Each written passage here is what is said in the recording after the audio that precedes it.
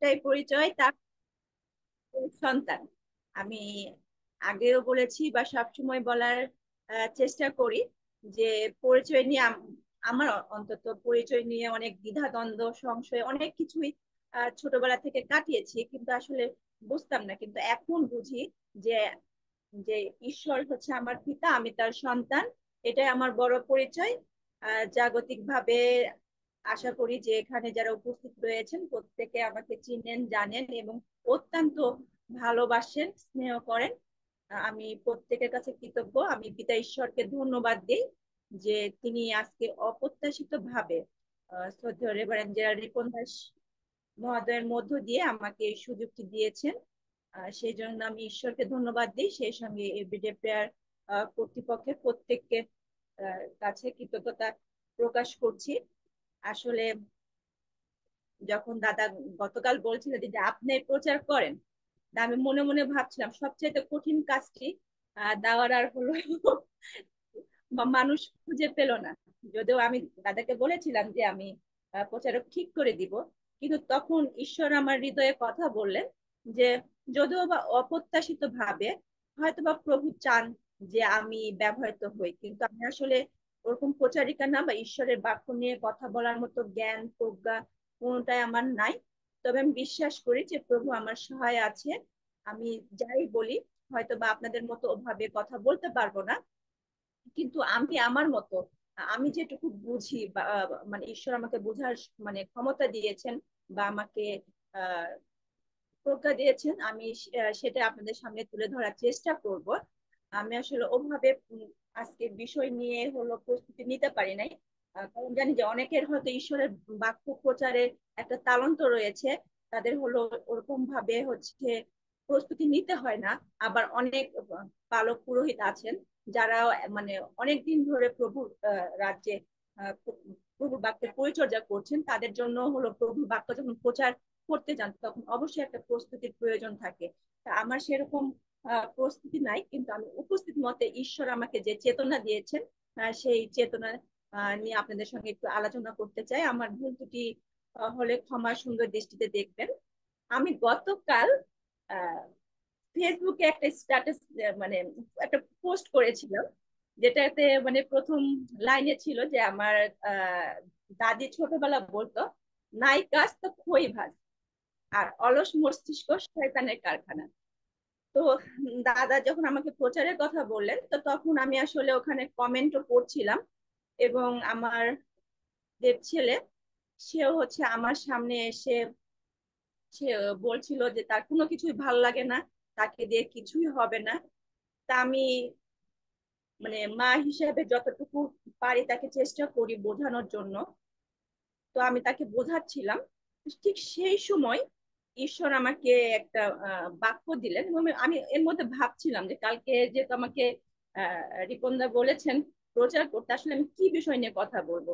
তো এর মধ্যে ঈশ্বর আমাকে যে বাক্যটি দিলেন সেটি হচ্ছে, আমাদের কাছে যদি বাইবেল থাকে তাহলে আমরা দেখতে পারি, সেটা হচ্ছে গীত সংহিতা 90 অধ্যায় 12 পদ পাঠ করছি। সেখানে লেখা রয়েছে, এই রূপে আমাদের দিন গণনা করিতে শিক্ষা দাও যেন আমরা প্রজ্ঞার চিত্র লাভ করি। আবার পাঠ করছি, এই রূপে আমাদের দিন গণনা করিতে শিক্ষা দাও যেন আমরা প্রজ্ঞার চিত্ত লাভ করি। আমেন। মানে এটা গীত সংহিতা সেই 90 গীতের সেই চতুর্থ খণ্ডের গীত, যেখানে হেডলাইনে লেখা আছে ঈশ্বরের লোক মসির প্রার্থনা। আর মসি এই প্রার্থনা থেকে আমি একটু আলোচনা করতে চাই যে এখানে মসি প্রার্থনা করেছিলেন ঈশ্বরের কাছে যে আমাদের দিন গণনা করিতে শিক্ষা দাও যেন আমরা প্রজ্ঞা বা জ্ঞান চিত্ত লাভ করি। আমাদের মধ্যে আমরা কি কেউ বলতে পারবো যে আমরা কতদিন বাঁচবো বা আমরা কবে মারা যাব? সেই দিন গণনা করতে কি আমরা পারি? আমরা পারি না।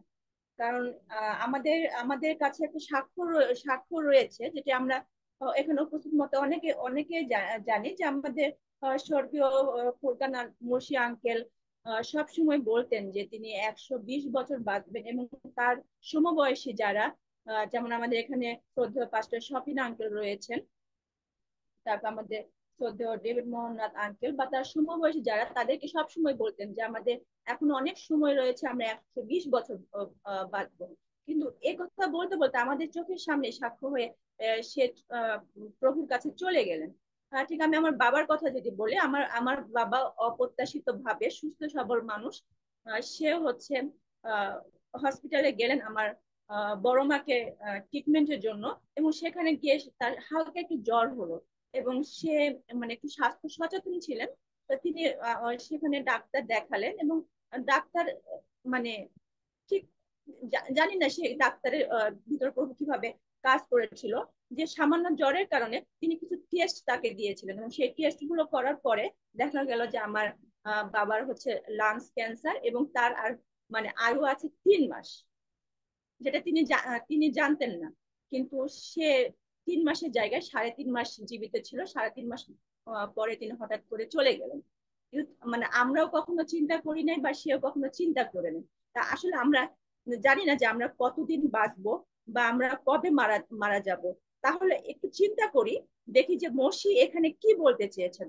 আসুন গীত সংহিতায় 90 অধ্যায়ের 10 পদটিও একটু দেখি, যে সেখানে কি লেখা রয়েছে। পাঠ করছি। সেখানে লেখা রয়েছে, আমাদের আয়ুর পরিমাণ 70 বছর, বলযুক্ত হইলে 80 বছর হইতে পারে। তথাপি তাহাদের দর্প, ক্লেশ ও দুঃখ মাত্র, কেননা তাহা বেগে পলায়ন করে এবং আমরা উড়িয়া যাই। আমেন। এখানে আমরা দেখলাম যে কেননা তাহা বেগে পলায়ন করে এবং আমরা উড়িয়া যাই, এর মানে যদি আমরা সহজ বাংলা বাইবেলে দেখি, সেখানে পাই যে বছর চলে যায় চোখের পলকে, আর আমরাও শেষ হয়ে যাই। আমরা আমাদের জীবনের দিকে যখন তাকাই, ভাবি যে অনেক সময় আছে, কিন্তু আসলে কি আমাদের সেই সময় আছে? বাক্য আমাদেরকে বলে যে বছর চোখের পলকে শেষ হয়ে যায়।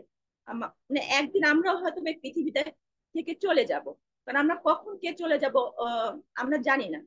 আমি সব সময় বলি যে আমি এখানে বসে কথা বলতেছি, ঈশ্বর যদি চান যে 5 মিনিটের মধ্যে আমি নাও থাকতে পারি, বা মানে কে কখন চলে যাব আমরা আমরা জানি না। কিন্তু তাহলে আমাদের কি করা উচিত? আমাদের আসলে ঠিক সেই মসির মতো প্রার্থনা করা উচিত যে ঈশ্বরের কাছে, তাহলে তুমি আমাদেরকে বুঝতে দাও যে আমাদের আয়ু কতকাল, যাতে আমাদের অন্তর জ্ঞানে ভরে ওঠে। হালেলুয়া। খ্রিস্টদের সুধীজন, আমরা জানি যে একজন যদি সুবুদ্ধিমান আহ ব্যক্তি হন, তার কাছে জন্য অনেক কিছু বোঝা খুব সহজ, কিন্তু একজন নির্বোধ বা মূর্খ মানুষের জন্য তা কঠিন। মানে একজন নির্বোধ ব্যক্তির চিন্তা কি হতে পারে, আমরা একটু সেই বিষয়ে একটু দেখি। আমরা বাইবেলেই দেখতে পাই। আমরা যদি বাইবেলের লোকলিখিত সুসমাচার 12 অধ্যায় 16 থেকে 20 পদ একটু দেখি, যদি বাইবেল থাকে তাহলে দেখবেন সেখানে লেখা রয়েছে, আর তিনি তাহাদিগকে এই দৃষ্টান্ত কহিলেন যে একজন ধনবানের ভূমিতে প্রচুর শস্য উৎপন্ন হইয়াছিল, তাহাতে সে মনে মনে বিবেচনা করিতে লাগিল, কি করি, আমার শস্য রাখিবার স্থান নাই। পরে কহিল, এইরূপ করিব, আমার গোলাঘর সকল ভাঙ্গিয়া বড় বড় গোলাঘর নির্মাণ করিব, এবং তাহার মধ্যে আমার সমস্ত শস্য আমার দ্রব্য রাখিব। আর আপন প্রাণকে বলিব, প্রাণ, বহু বৎসরের নিমিত্ত তোমার জন্য অনেক দ্রব্য সঞ্চিত আছে, বিশ্রাম করো, ভোজন পান করো, আমোদ প্রমোদ করো। কিন্তু ঈশ্বর তাহাকে কহিলেন, হে নির্বোধ, অর্ধ রাত্রিতেই তোমার প্রাণ তোমা হইতে দাবি করিয়া লইয়া যাইবে। তবে তুমি এই যে আয়োজন করিলে, এ সকল কাহার হইবে? মানে এখানে প্রভু যীশু খ্রিস্ট মানে একটি দৃষ্টান্ত দ্বারা মানে লোকজনকে বোঝাচ্ছিলেন যে তোমার কাছে সবকিছু আছে, কিন্তু ওই মানে ওই একজন নির্বোধ মানুষের দৃষ্টান্ত দিয়ে বুঝিয়ে দিয়েছিলেন যে নির্বোধ মানুষের কাছে অনেক শস্য ছিল, তাই তিনি নিজেকে বলেছিলেন অনেক বছরের জন্য অনেক ভালো ভালো জিনিস জমা করা আছে, আরাম করো, খাওয়া দাওয়া করো, আমোদ প্রমোদ করে দিন কাটাও। খ্রিস্টদের সুধীজন, আমরা এখানে বাইবেলের মানে 2টি অধ্যায়ের কিছু অংশ দেখলাম, যে গীত সংহিতা 90 গীত এবং লোকলিখিত সুসমাচার 12 অধ্যায়। 90 গীতে দেখলাম যে এই রূপে আমাদের দিন গণনা করিতে শিক্ষা দাও, যেন আমরা প্রজ্ঞা চিত্র লাভ করি।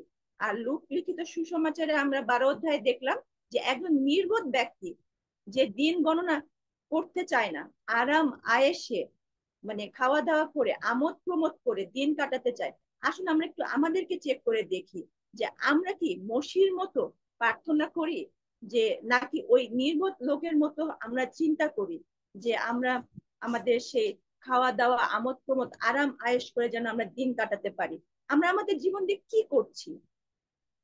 আমরা আমাদের জীবনে যে সময় পেয়েছি, যে সুযোগ পেয়েছি, যে সুবিধা পেয়েছি, তা আমরা কিভাবে ব্যবহার করছি? তা কি আমরা সঠিকভাবে ব্যবহার করছি, নাকি তা আমরা মানে বরবাদ করছি? আমরা জানি যে এই পৃথিবীতে আমরা অতিথি মাত্র। আর আমাদের সব মানে সময় আমরা জানি যে আমাদের মানে খুব অল্প সময় এই মানে পৃথিবীতে আমরা আছি। যা হলো বাক্য আমাদেরকে বলে যে এই সময় চোখের পলকে চলে যায়, আর আমাদের ও দিন শেষ হয়ে যায়। আমরাও এই পৃথিবী ছেড়ে একদিন না একদিন সবাই চলে যাব। আমরা যদি ওই নির্বোধ ব্যক্তির মতো মানে আমাদের জীবনে আরাম আয়েশ খাওয়া দাওয়া আমোদ প্রমোদ মানে করে কাটিয়ে দিই, তাহলে কি বাস্তবিক ভাবে আমরা ঈশ্বরের ইচ্ছা অনুসারে চলছি? খ্রিস্টানের সুধীজন, ঈশ্বর যে জীবন আপনাকে আমাকে দিয়েছেন তা অনেক অনেক মূল্যবান। তাই আমাদের জীবনের মূল্য আমাদেরকে বুঝতে হবে, যে আমাদের জীবনের মূল্য কোনোভাবেই হলো নষ্ট করা যাবে না। আমাদের আশেপাশে দেখি যে তাদের জীবন বা আমাদের পরিবারের অনেক মানে আত্মস্বজনের মধ্যেও আমরা দেখতে পাই তাদের জীবনযাপন নিয়ে কোনো মাথা ব্যথা নেই। মানে মানে আমাদের জীবন দ্বারা ঈশ্বর কি চান বা ঈশ্বরের কি ইচ্ছা, বা আমার জীবন দ্বারা যে ঈশ্বরের মানে ইচ্ছা পূরণ হচ্ছে কিনা, বা আমরা মানে কোনো ভালো সেরকম কোনো কাজ করছি কিনা, আমাদের জীবনে ঈশ্বরের আশীর্বাদ আছে কিনা, এইগুলোর দিকে আমাদের কোনো লক্ষ্য নাই।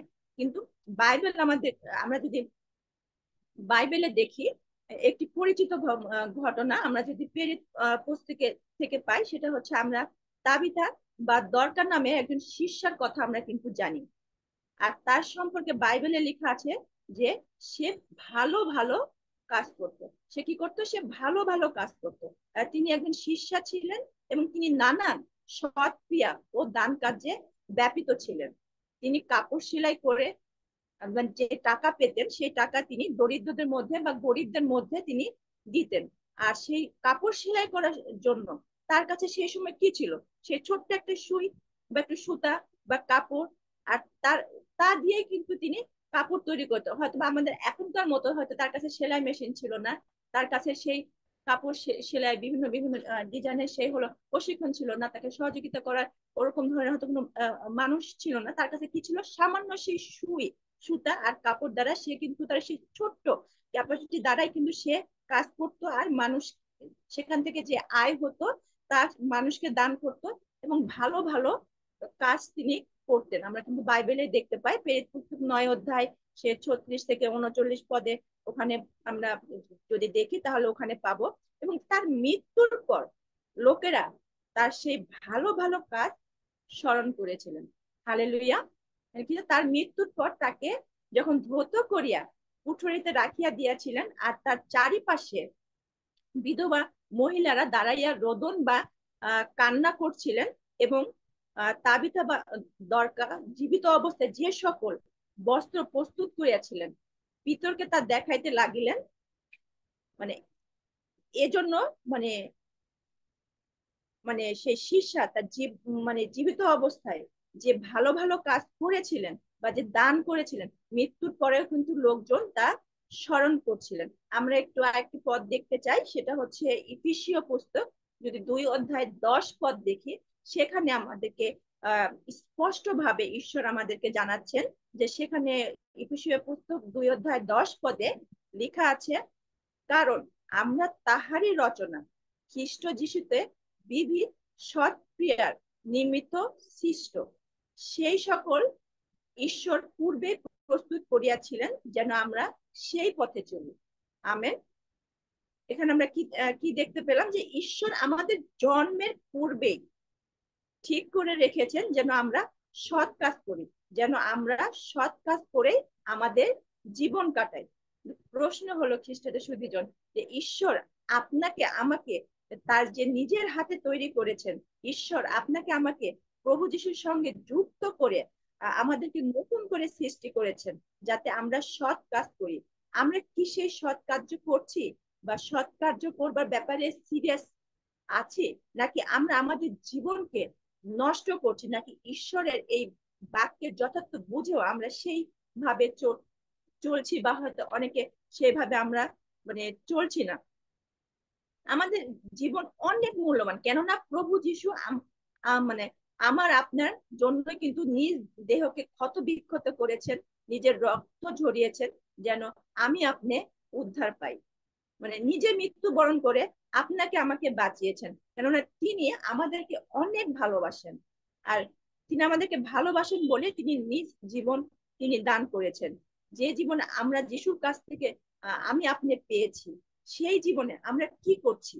যে ভালো কাজ মানে ঈশ্বর আপনারা আমার জন্মের পূর্বেই তৈরি করে রেখেছেন, আমরা কি সেই কাজগুলো করছি, নাকি মানে আমাদের সেই আহ, কাজগুলোকে আমরা হলো বরবাদ করছি? আমাদের আসলে কি মানে চিন্তা করে আহ ভাবনা করে দেখা উচিত। মানে আমি ঈশ্বরকে ধন্যবাদ দিই যে ঈশ্বর আমাকে সেই মুসলিম পরিবার থেকে সেই খ্রিস্ট বিশ্বাসী হবার আহ, সুন্দর সুযোগ তিনি করে দিয়েছেন। তিনি আমার সেই অন্ধকার জীবন থেকে তিনি আমাকে সে আলোর জীবনে আমাকে নতুন ভাবে জন্মগ্রহণ আহ, করতে সাহায্য করেছেন।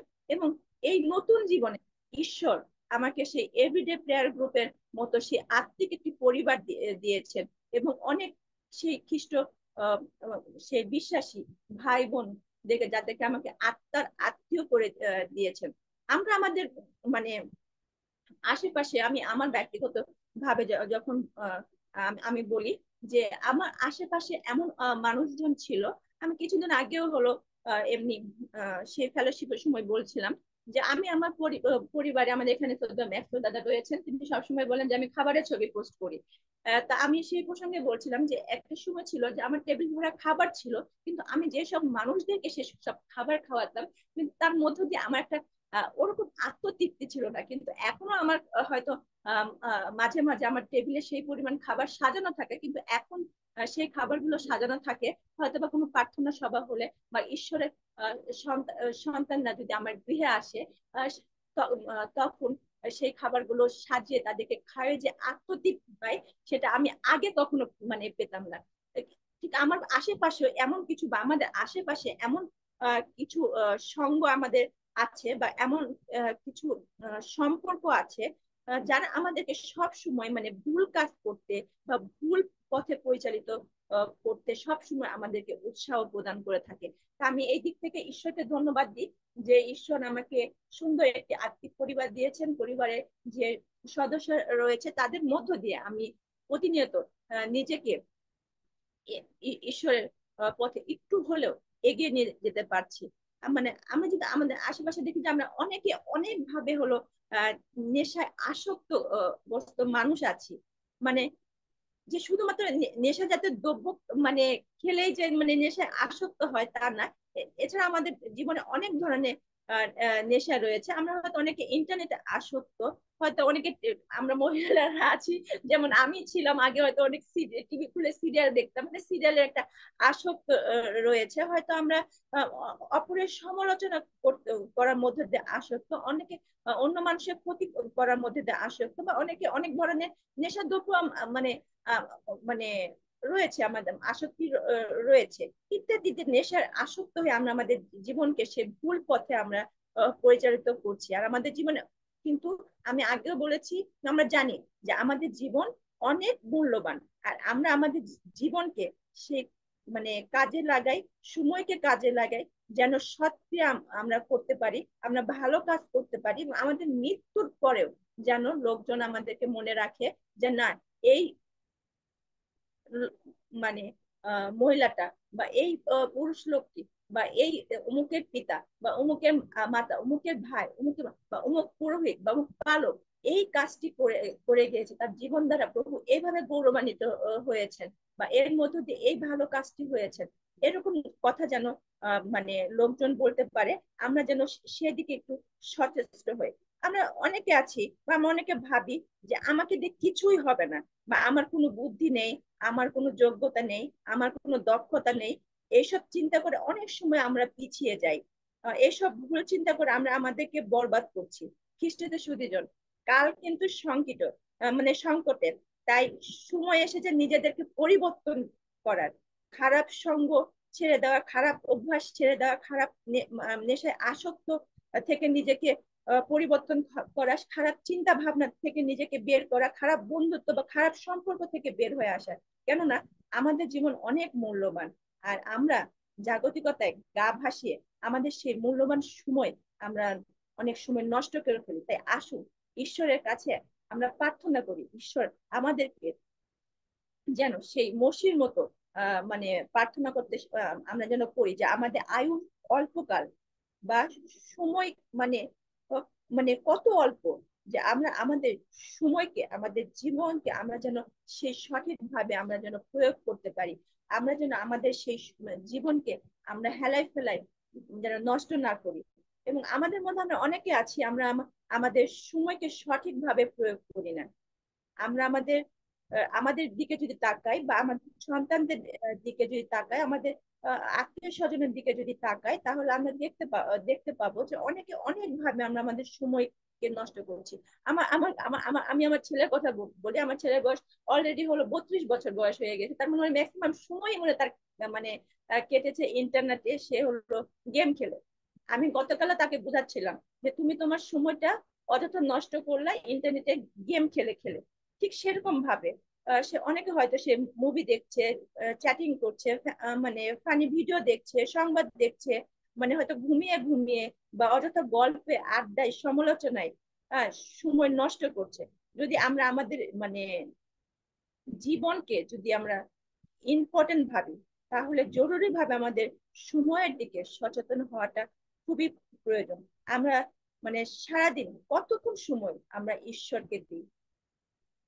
আমরা অনেক সময়, আমি অনেক এখানে এখানে প্রচার করতে শুনেছি যে হচ্ছে যে আমাদের মুসলিম ভাই বোনেরা তারা কিন্তু নিয়ম করে সেই 5 ওয়াক্ত নামাজ পড়ে, আহ, মানে 5 বার নামাজ পড়ে। কিন্তু আমাদের প্রার্থনা বা আমাদের বাইবেল পাঠে আমাদের কিন্তু ধরা বাঁধার সময় না। আমরা কিন্তু যখন খুশি তখন আমরা ঈশ্বরের সঙ্গে কথা বলতে পারি প্রার্থনার মধ্যে দিয়ে। আমরা যখন খুশি সময় পাই তখন কিন্তু আমরা সেই প্রভুর বাক্য পাঠ করতে পারি, প্রভুর বাক্য ধ্যান করতে পারি। আমাদের কিন্তু সেরকম কিন্তু ধরা বাঁধা নিয়ম না নাই। কিন্তু আমরা কি মানে কি করছে, আমাদের কি মানে নির্ধারিত কোনো সময় রয়েছে যে প্রভু এই সময়টা যে ঈশ্বরকে আহ দেবার জন্য, বা আমাদের হলো যে নির্দিষ্ট কোনো নিরিবিলি জায়গা রয়েছে যেখানে প্রভুর সঙ্গে অন্তত আধা ঘন্টায় প্রার্থনার মধ্য দিয়ে আমরা কাটাই? কারণ আমি মানে আমাদের আসলে আহ সেজন্য প্রচারে শুনছিলাম, বা আমরাও জানি যে আমাদের আসলে সব মানে আমরা মানুষ হিসাবে যদিও বা আমাদের 2টা হাত, কিন্তু আমি বলি আমাদের 3টা হাত। সেটা হচ্ছে ডান হাত, বাম হাত আর অজুহাত। আমরা মানে আমাদের সে অজুহাত দ্বারা আমরা বলি যে আমরা অনেক ব্যস্ত, তাই আমাদের বাইবেল পাঠ করার সময় হয় না, নিরিবিলি বসে এসে আধা ঘন্টা প্রার্থনার সময় হয় না, চার্চে যাবার সময় হয় না, বা প্রার্থনা সবাই যোগ দিতে পারি না। বা এই জুমে ঈশ্বর আমাদেরকে সুন্দর সুযোগ করে দিয়েছে যে সারাদিন কর্মব্যস্ততার মধ্যে কাটিয়ে এবং সেই ঘুমাবার আগে সেই কিছুটা সময়, 1 থেকে 1.5 ঘন্টার সময় প্রভুকে দিয়ে প্রভুর বাক্য শ্রবণ করে, প্রভুর আরাধনা করে, প্রভুর সন্তানদের সঙ্গে প্রার্থনায় মানে নিয়োজিত থেকে প্রভুকে সময় দিয়ে তারপর আমরা কিন্তু সন্ধিদ্বায় যেতে পারি। কিন্তু সেই সময়টা এসে কিন্তু আমাদের অনেকের সেই সময়টা কিন্তু হয় না। আমাদের সেই অজুহাত থেকে যায় যে আমার সময় হয় না। কিন্তু শুধু এই কাজগুলো বাদে আমাদের কিন্তু অন্যান্য কাজগুলো কিন্তু আমরা ঠিকই করে যাচ্ছি। আমাদের জাগতিকতার কাজ কিন্তু আমাদের কোনটা কিন্তু করে নেই, আমরা কিন্তু সবগুলোই পালন করছি। কিন্তু যখন আমাদের ঈশ্বরকে সময় দেওয়ার সময়, যখন প্রার্থনা করার সময়, যখন মানে ঈশ্বরের বাক্য শ্রবণের সময়, তখন কিন্তু আমাদের অনেকের জীবনে দেখি যে সেই মানে সময়টা আর তাদের মানে হয়ে ওঠে না। মানে আমরা কি মানে ঈশ্বর কিন্তু আপনাকে আমাকে জিজ্ঞাসা করবে না যে আমরা কত টাকা ইনকাম করছি, কোন জায়গায় খরচ করছি, বা আমাদের সন্তান কয়টা, আমার বাড়ি আছে কি নাই, আমার গাড়ি আছে কি নাই, বা আমি কোনটা কি করলাম, এগুলো কিন্তু ঈশ্বর আমার কাছে জানতে চাবে না। ঈশ্বর কিন্তু জানতে চাবে যে আমি আপনি ঈশ্বরের ইচ্ছা আমরা পূরণ করেছি কিনা। আর ঈশ্বরের ইচ্ছা কি? আমরা যদি ঈশ্বরের সঙ্গে সময় কাটাই, ঈশ্বরের বাক্যের সঙ্গে সময় কাটাই, তাহলে আমরা বলতে পারবো যে মানে আমাদের জীবনে মানে ঈশ্বরের ইচ্ছাটা কি। আর আমাদের জীবনে আমাদের সময় অনেক মূল্যবান। তাই সঠিকভাবে আমরা আমাদের সময়কে আমাদের জীবনে মানে প্রয়োগ করি। হেলায় ফেলে আমাদের সময় যেন আমরা হলো নষ্ট না করে ফেলি। মানে যেমন আমি ছোটবেলায় ছোটবেলায় শিখেছি আমার দাদির কাছ থেকে, যে তুমি মানে অলস মস্তিষ্ক শয়তানের কারখানা। কিন্তু ছোটবেলা থেকে আমার একটা অভ্যাস হয়ে গিয়েছে, আমি কখনো আমি অযথা সময় নষ্ট করতে পছন্দ করি না। কোনো না কোনো কাজ নিয়ে, কোনো না কোনো ভাবে আমি নিজেকে সবসময় ব্যস্ত রাখার চেষ্টা করি। আর আমাদের আশেপাশে এমন অনেক লোক কিন্তু আমরা দেখতে পাই, আমাদের আমাদের এই জুমেও রয়েছে, যে যারা আর্থিক জীবনে কিন্তু অনেক এগিয়ে আছে, এবং পাশাপাশি তারা কিন্তু সামাজিক ভাবেও অনেক এগিয়ে আছে। তারা কি আসলে আপনার আমার চেয়ে ভিন্ন মানুষ? তা অবশ্যই না। মানে তাদের জীবনে যেমন আহ, মানে 24 ঘন্টায় একদিন হয়, আপনার আমার জীবনেও কিন্তু 24 ঘন্টায় একদিন হয়। তা এখন উচিত যে আমাদের জীবনে যে 24 ঘন্টা আমরা পেয়েছি, সেই সময়টা আমরা কিভাবে মানে কাটাচ্ছি, কিভাবে মানে আমরা সেই 24 ঘন্টাকে আমরা ব্যবহার করছি। আমরা কি সেই 24 ঘন্টা সেই সময়টাকে কি আমরা কি গুরুত্ব দিচ্ছি? আমরা যদি মানে ঈশ্বরকে আমাদের জীবনে প্রথমে রাখি, তার ইচ্ছা যদি পালন করি, তার বাক্য যদি পাঠ করি, প্রার্থনায় ঈশ্বরকে সময় দিই, ঈশ্বর আমাদের জীবনকে আশীর্বাদে পরিপূর্ণ করে দিবে। এটা আমরা প্রত্যেকে জানি। যদি আমরা ঈশ্বরের সঙ্গে যুক্ত থাকি, ঈশ্বর আমাদের সঙ্গে সব সময় আছে। আমরা ঈশ্বর চান যে আমরা তাকে গৌরব দিই, তাকে আরাধনা দিই, তাকে মহিমান্বিত করি। তাহলে আমরা ঈশ্বর খুশি হয়ে তার অযাচিত ভান্ডার থেকে আমাদেরকে আশীর্বাদে পরিপূর্ণ করবে। তাই খ্রিস্টীয় শুধু যেন আসুন আমরাও মসির মতো বলি যে এই রূপে আমাদের দিন গণনা করিতে শিক্ষা দাও, যেন আমরা প্রজ্ঞার চিত্ত লাভ করি। আর নির্বোধ লোকের মতো আমাদের সেই লাইফটাকে যেন আমরা শুধু মানে এনজয় না করি, শুধু খাওয়া দাওয়া, আমোদ প্রমোদ বা লোভ লালসা বা জাগতিক বিষয়ের মধ্য দিয়ে আমরা যেন ব্যস্ত না থাকি। আমরা ঈশ্বরকে বলি যে আমাদের জীবন দ্বারা যেন প্রভু সবসময় মহিমান্বিত হয়। এবং কিভাবে মহিমান্বিত হবে, কিভাবে কি করলে আমরা প্রভুর সঙ্গে যুক্ত থাকবো, আমরা প্রার্থনা করি। ঈশ্বরে আমাদেরকে বলে দিবে যে কিভাবে মানে আমরা প্রভুকে গৌরব দিতে পারি, প্রভুকে মহিমান্বিত করতে পারি। মানে